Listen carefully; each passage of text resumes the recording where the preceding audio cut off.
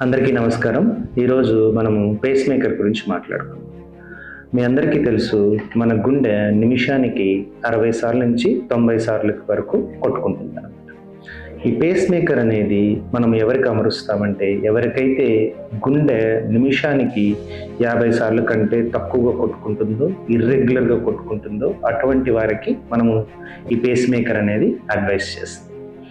ఈ face maker అనే దానికి ఒక పల్స్ జనరేటర్ బ్యాటరీ అనేది ఒకటి ఉంటుంది, అదేవిధంగా వైర్స్ ఉంటాయి.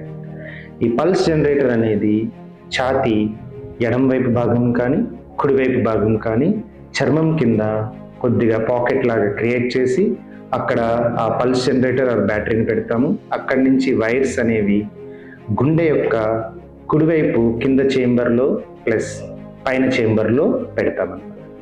కొంతమంది పేషెంట్లకి కింద చేంబర్లో ఒక్కటే వైర్ సరిపోతుంది, దాన్ని సింగిల్ చేంబర్ పేస్ మేకర్ అంటాము. అదే కుడివైపు యొక్క గుండె కింద చేంబర్లో పై చేంబర్లో రెండు చేంబర్లో వైర్లు పెట్టి నా పేస్ మేకర్ని డ్యూయల్ చేంబర్ పేస్ మేకర్ అని అంటాం.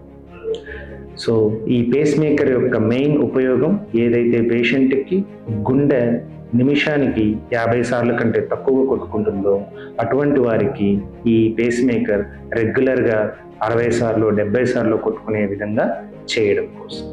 Thank you.